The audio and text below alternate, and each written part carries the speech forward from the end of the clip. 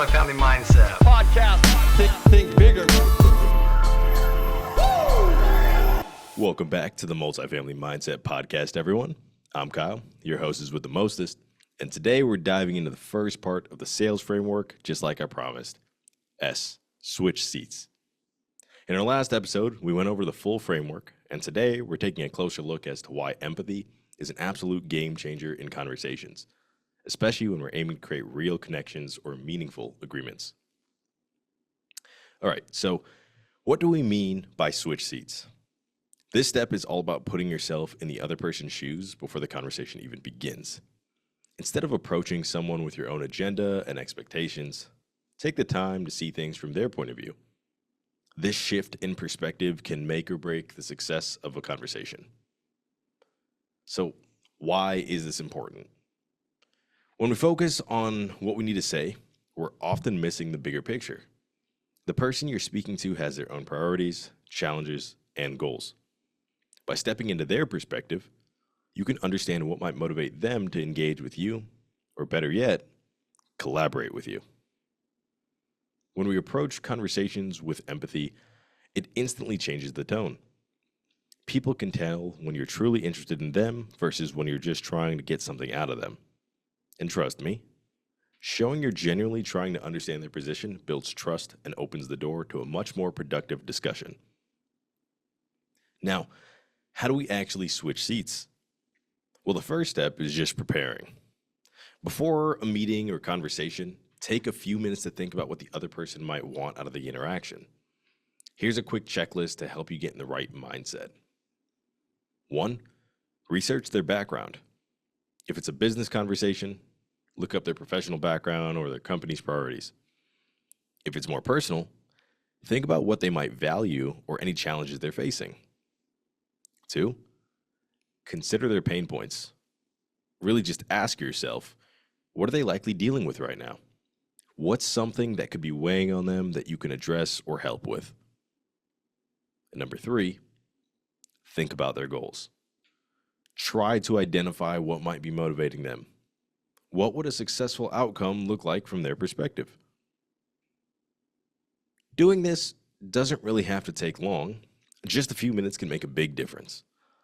And when you're ready to talk, keep this perspective in mind so you can guide the conversation in a way that feels more like collaboration and less like a pitch. All right, so now you've done your prep. Let's talk about how to carry this mindset into the conversation itself. Here are 3 techniques to practice active listening and empathy while you're talking. 1, ask open-ended questions. Instead of asking questions that can be answered with a simple yes or no, go for questions that let them share their thoughts. Think along the lines of, can you tell me more about, or how do you feel about? 2, reflect back what you hear. When they respond, try reflecting their words back to them. So for example, if they say, we're really focused on streamlining operations this quarter, you might just respond, it sounds like efficiency is a top priority for you right now. This shows you're actively listening and it allows them to clarify or expand on their thoughts.